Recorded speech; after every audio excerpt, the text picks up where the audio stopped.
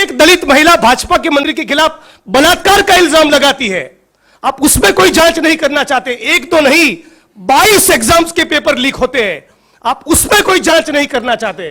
लेकिन मैंने केवल एक ट्वीट कर दिया, और ट्वीट का कंटेंट क्या है, मैंने केवल यही कहा कि गुजरात के हिम्मतनगर, खंभात और वेरावल, इन 3 जगह पर जहां पर कम्युनल टेंशन हुआ है, कम्युनल क्लैशेस हुए हैं, तो चूंकि जब प्रधानमंत्री गुजरात से है और वो गुजरात के दौरे पर है, गुजरात आने वाले हैं, तो मैं उनको विनती करता हूं कि महात्मा का मंदिर बनाने वाले प्रधानमंत्री मोदी साहब, इस कम्युनल इश्यूज को देखते हुए आप जब गुजरात आ रहे हैं तो प्लीज शांति और अमन बनाए रखने का अपील करें। मैंने उनको यही अपील किया है कि आप गुजरात की जनता को कहें कि दंगा फसाद ना हो, पीस और हार्मनी मेंटेन करिए। क्या इस देश में शांति और अमन बनाए रखने का अपील प्रधानमंत्री करे, यह कहना कौन से कानून के तहत ये ऑफेंस बनता है? और यदि उनको तकलीफ मिर्ची इस बात से लगी कि मैंने यह कहा कि गोडसे के भक्त है, तो मैं इस प्रेस कॉन्फ्रेंस के माध्यम से उनको चैलेंज करता हूं कि भैया लाल किले की प्राचीर पे चढ़ के गोडसे मुर्दाबाद का नारा एक बार लगा दीजिए, तो दूध का दूध और पानी का पानी हो जाए। आज जो भी सब्जेक्ट पे इस देश के न्यूज चैनल्स में डिबेट हो, वहां भाजपा के सारे पत्रकार कहे कि गोडसे मुर्दाबाद, तो वो सवाल ही नहीं रहेगा। लेकिन आप शांति और अमन का अपील नहीं करना चाहते, और 19 तारीख को मेरे खिलाफ एफआईआर होता है, मैं सिटिंग एमएलए हूं, अचानक पुलिस रातों रात 2500 किलोमीटर की दूरी तय करके आसाम से गुजरात आती है। 19 तारीख को एफआईआर हुआ, मुझे समझ नहीं आ रहा है उन्होंने कितने बजे फ्लाइट बुक करवाया। कोकराझार पुलिस स्टेशन और गुवाहाटी 4 घंटे की दूरी है, 4.5 घंटे होते हैं। वहां से आप गुवाहाटी पहुंचते हो, गुवाहाटी से बेंगलोर का फ्लाइट, बेंगलोर से अहमदाबाद का फ्लाइट, अहमदाबाद से आप 140 किलोमीटर दूर वडगाम मेरे कॉन्स्टिट्यूंसी, वहां मुझे गिरफ्तार करने आए। मतलब कि कहीं ना कहीं एफआईआर करने से पहले आपके फ्लाइट की टिकट्स बुक हो चुके थे। इट वॉज अ प्री, क्या है, गिरफ्तारी करके मुझे ले गए, तब मुझे बता नहीं रहे। उनको मालूम है कि मैं लॉयर हूं, लॉ मेकर हूं, मुझे बोल नहीं रहे कि कौन सा मुकदमा है। एफआईआर का कॉपी नहीं दे रहे, कौन सी सेक्शंस लगी वो नहीं बता रहे। मेरे परिवार से, मेरे माता पिता से बात करने की अनुमति नहीं, मेरे लॉयर से बात करने नहीं दिया। यहां तक कानून के धजिया उड़ाकर एक एमएलए का जो प्रोटोकॉल और प्रिविलेज होता है उसके तरफ पूरा ब्लैटेंट डिसरिगार्ड करते हुए गुजरात की विधानसभा के स्पीकर को भी बताया नहीं, उनको भी बताया नहीं, उनको भी जान नहीं थी, उनको भी पता नहीं था कि हमारे एक सिटिंग एमएलए को आसाम पुलिस गिरफ्तारी करने के लिए आई है। वो जब आसाम पहुंचे, शायद उसके बाद मैं उनकी कस्टडी में गया, तब शायद गुजरात की विधानसभा के स्पीकर को बताया गया कि आपके एमएलए को हम लोगों ने गिरफ्तार किया है। तो मैं तो मानता हूं ये आसाम की पुलिस ने गुजरात की अस्मिता और गुजरात के गौरव को खंडित किया है, और ये गुजरात की सरकार के लिए शर्मिंदगी की बात होनी चाहिए। इसमें उनकी इतनी थू हुई, बावजूद उसके उनको शर्मिंदगी महसूस न हुई। एक महिला को आगे किया और दूसरा एफआईआर मुझ पे करवाया। मैं मानता हूं इससे बड़ी बुजदिली और कायरता कुछ नहीं हो सकती। मैं ये कहना चाहूंगा कि यह है 56 इंच की कायरता, यह है 56 इंच की बुजदिली। आप एक महिला को आगे करके 2500 किलोमीटर दूर बैठे किसी सिटिंग एमएलए के खिलाफ इतना फर्जी मुकदमा करते हैं। और यह केवल मेरा एलिगेशन नहीं, मेरे पास आसाम की जुडिशरी का बेल ऑर्डर है। क्या कहती है आसाम की judiciary? Instant FIR in the second information and seems to be manufactured. ये एफआईआर मैन्युफैक्चर्ड है, यह आसाम का जुडिशरी कह रहा है। उनका कमेंट है, this FIR is not maintainable. मेरे खिलाफ कोई मुकदमा बनता ही नहीं। आसाम की जुडिशरी कह रही है, commission of the offence under the section 353 IPC prima facie is not establish. Prima facie मेरे खिलाफ कोई केस बनता ही नहीं। No sane person will ever try to outrage the modesty of a lady police officer in presence of 2 male police officers. ये आसाम की judiciary कह रही है। The contrary to the FIR, the victim woman has deposed a different story before the learned magistrate. जज महोदय के सामने उन्होंने कुछ कहा और एफआईआर की जो सूचना है, एफआईआर में जो इंफॉर्मेशन है, जो एलिगेशन है मेरे खिलाफ, दोनों के बीच में बहुत अंतर है. कौन कह रहा है? ये बेल का ऑर्डर कह रहा है. इसी ऑर्डर में जज महोदय ने लिखा है, इन view of the about testimony of the victim woman, the instant case is manufactured for the purpose of keeping the accused Shri Jignesh Mevani in detention for a longer period, abusing the process of court and abusing the process of law. Instant FIR is not maintainable in the court of law. Honorable Guwahati court may perhaps consider directing the Assam police to reform itself.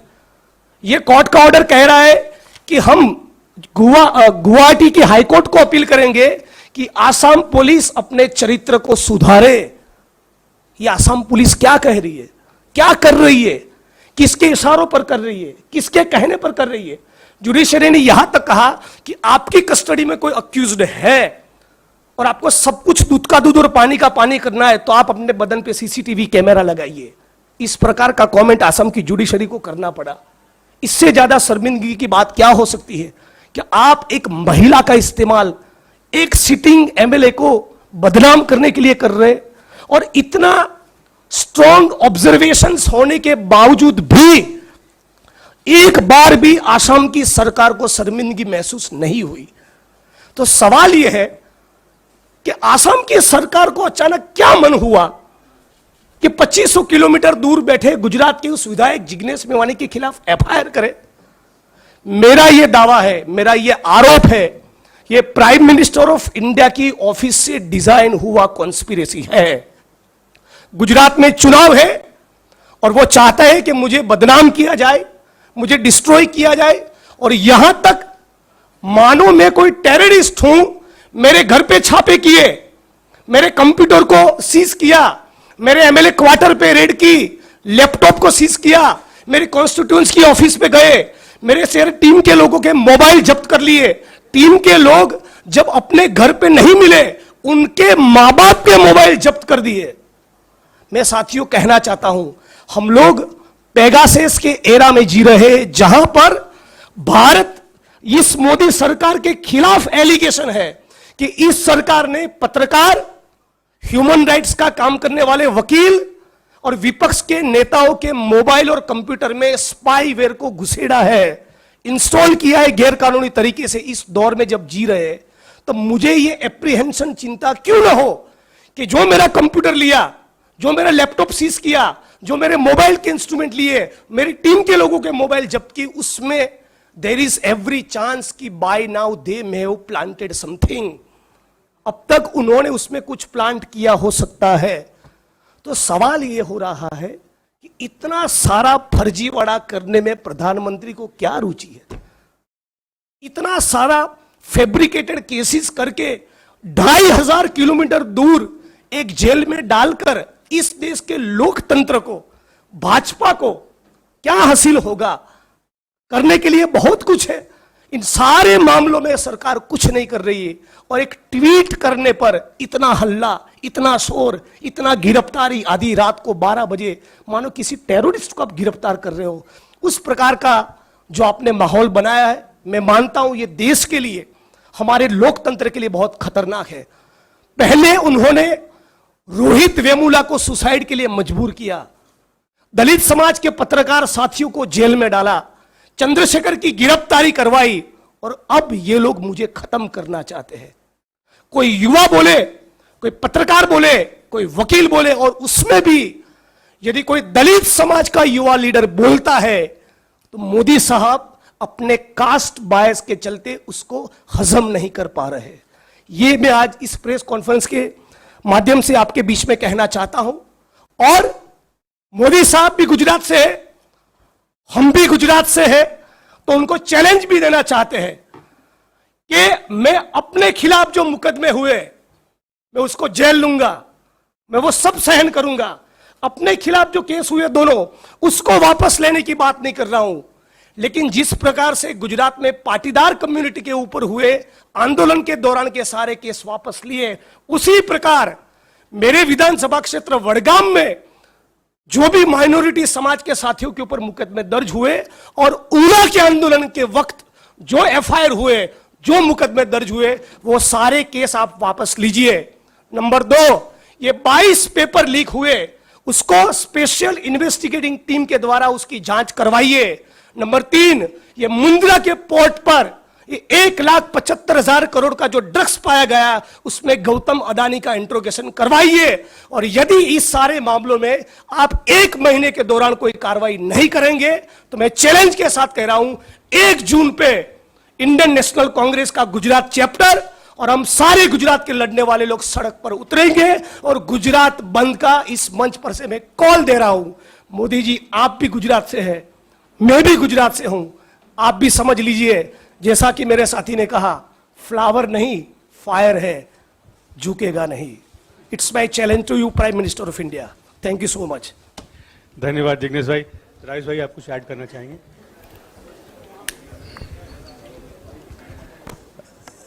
Jignesh Mevani जी ने जितना विस्तार से आप लोगों को बताया कि नरेंद्र मोदी की जो सरकार है वो तानाशाही अंदाज में चल रही है, हिटलर के अंदाज में चल रही है और ये दलित विरोधी है। किस तरीके से झूठा फैब्रिकेटेड केस बनाकर एक नौजवान की आवाज़ को, जो दलित था, उसकी आवाज़ को दबाने का प्रयास किया गया और उसके साथ साथ में महिला का इस्तेमाल करके, हमारे लिए महिला बहुत सम्मानित है, लेकिन भारतीय जनता पार्टी आरएसएस जो मनुवादियों की पार्टी है, उनकी नज़र में महिला का दर्जा क्या है वो इस बात से भी साबित होता है। आप लोगों के अगर कोई सवाल हैं तो आप लोग सवाल। धन्यवाद राजेश भाई। हम आपसे आग्रह करेंगे कि सवाल को इसी विषय पर केंद्रित रखें। आपके अन्य सवालों के लिए सुप्रिया जी हैं हमारे बीच में, वो हम अलग से कर लेंगे। असम का मुख्यमंत्री ने कहा है कि जो आपका जो गिरफ्तारी हुई है उसका बारे में उसको कोई जानकारी नहीं, इस बारे में क्या? ये नामुमकिन है, पूरे देश को पता है, आपको पता है और असम के मुख्यमंत्री को पता नहीं है। मैं उनकी कस्टडी में हूं, एक के बाद एक एफआईआर मुझ पर हो रही है, इतना हल्ला हो रहा है, डेली प्रोटेस्ट गुजरात में हो रहा है, पूरे देश में हो रहा है, असम में हो रहा है और उनको पता नहीं है। उन्हीं ने उनके पॉलिटिकल बोसिस की सूचना के तहत ये ऑफेंस दर्ज करवाया हो सकता है। और जब असम की जुडिशरी आपको इतना लताड़ रही है, उसके बाद भी आप सुधरने को तैयार नहीं है, ये सवाल पूछना चाहता हूं।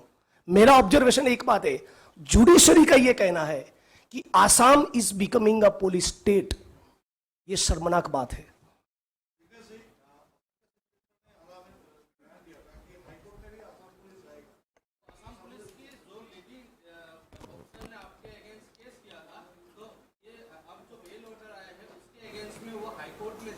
तो वो बेल ऑर्डर को चैलेंज करना चाहते हैं, लेकिन अपने आप को पूछे कि जुडिशरी को क्यों कहना पड़ा कि ये फर्जी एफआईआर है, not maintainable in law, filed with mala fide intentions. Judiciary का यह कहना है कि अक्यूज जिग्नेश मेवानी को जानबूझकर गैर कानूनी तौर पे लॉन्गर पीरियड के लिए, लंबे वक्त के लिए जेल में डाले रखने के लिए ही मुकदमा दर्ज हुआ है। उसके बाद भी शर्मिंदगी से अपना सर झुकाकर माफी मांगने के बजाय आप अपील में जाने की बात कर रहे हो। It's a matter of shame. यह असम का कल्चर नहीं हो सकता। Thank you. उमाशंकर जी।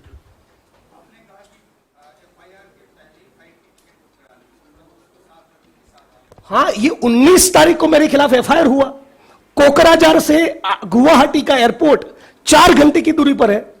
गुवाहाटी से अहमदाबाद के डायरेक्ट फ्लाइट मिले तब भी आप अहमदाबाद लैंड करोगे, वहां से 140 किलोमीटर की दूरी पर मेरा विधानसभा का क्षेत्र हो रहा है।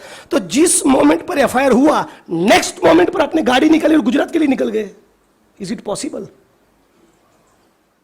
और महिला वाला जो एफआईआर है, 5 पुलिस की गाड़ियों का काफला, मेरे बगल में ही उस पुलिसकर्मी को क्यों बिठाया? She could have been any of the vehicle.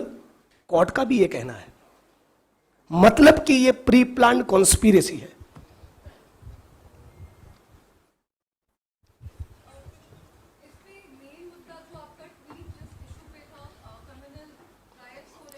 जी जी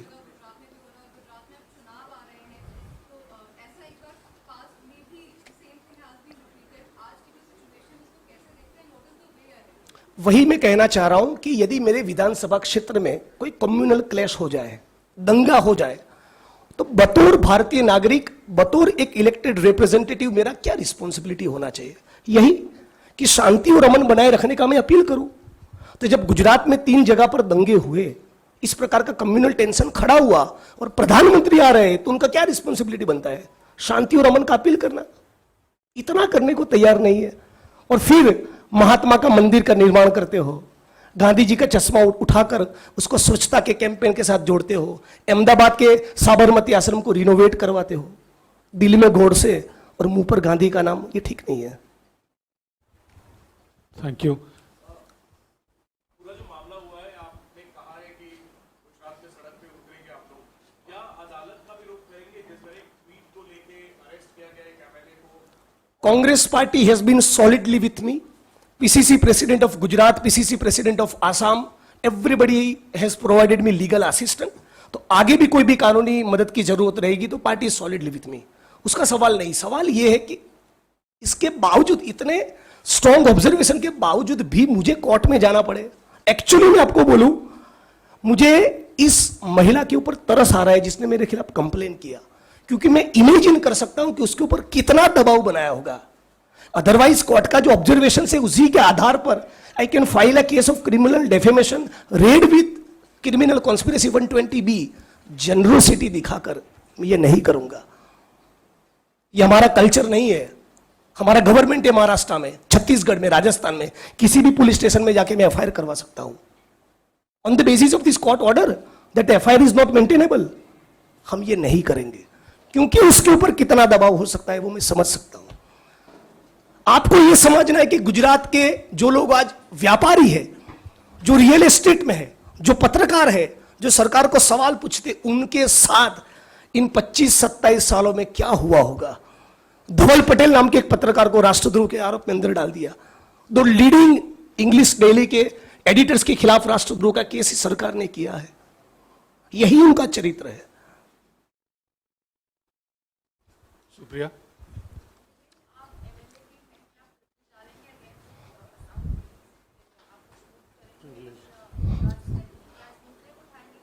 विधानसभा में मुद्दे को उठाएंगे, सड़क में भी उठाएंगे, लेकिन फ्रैंकली मैं कह रहा हूं, इतना सब होने के बावजूद उनका जो अटेम्प्ट था टू हैरेस मी, एक्चुअली मुझे हैरेस नहीं कर पाए। वो अपने माइंडसेट का भी मामला होता है। तो मेरे मन में कोई वेंडेटा नहीं है, कोई विंडिक्टिवनेस नहीं है। मैं यही चाहता हूं कि सरकार को शर्मिंदगी महसूस हो और बाकी के जो मैंने सारे मुद्दे उठाए उस मुद्दों पे कार्रवाई करो ना। गुजरात का जो यूथ है उसको आप नशे की लत लगाना चाहते हो, उसकी रगों में खून के बजाय ड्रग्स भरना चाहते हो, इससे ज्यादा खतरनाक तो क्या हो सकता है? ये 25-50 ग्राम का मामला नहीं, 25,000 टन हेरोइन ड्रग्स और अदानी साहब के पोर्ट पे लगातार आ ही रहा है। 21,000 करोड़ का, 600 करोड़ का, 9,000 करोड़ का, 50 करोड़ का, 55,000, टोटल अब तक 1,75,000 करोड़ हो गया। आप उसको एक बार पूछ नहीं रहे। यदि आपके और हमारे घर से थोड़ा भी ड्रग्स पकड़ा जाए, छोड़ेंगे आप सारे पत्रकार है बावजूद उसके? आपके ऊपर तुरंत गिरफ्तारी होगी। कम से कम आपको इंट्रोगेट किया जा रहा है। इस गौतम अदानी साहब की कोई पूछताछ ही नहीं हो रही। कौन है वो? Is he beyond law? Is he beyond Indian constitution? क्योंकि पीएमओ के साथ उनके गहरे ताल्लुकात है, क्योंकि मोदी साहब से बहुत गहरी दोस्ती है। ये भाजपा, पीएमओ और गौतम अदानी तीनों की मिली भगत के बिना इतना ड्रग्स गुजरात में आना, देश में आना नामुमकिन है। और ये मैं बाहर प्रेस कॉन्फ्रेंस में निकलने के बाद ट्वीट करने वाला हूं और मैं 24 घंटा दिल्ली में हूं। FIR करना हो तो कर लीजिए।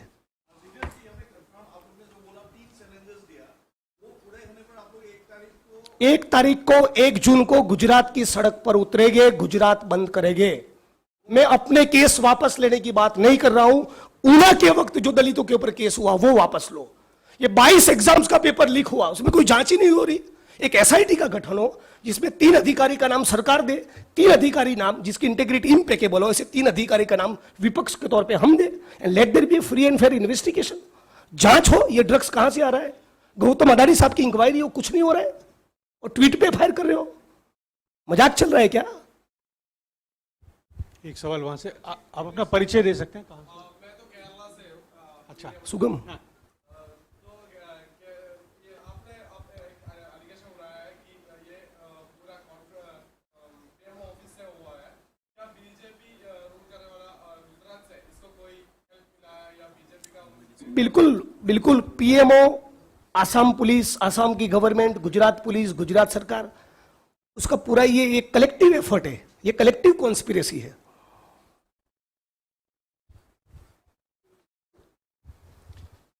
Thank you everyone. एंड जिसको और सवाल हो जिनके अलग से, वो सुप्रिया जी हैं यहाँ, आप पूछ लीजिएगा।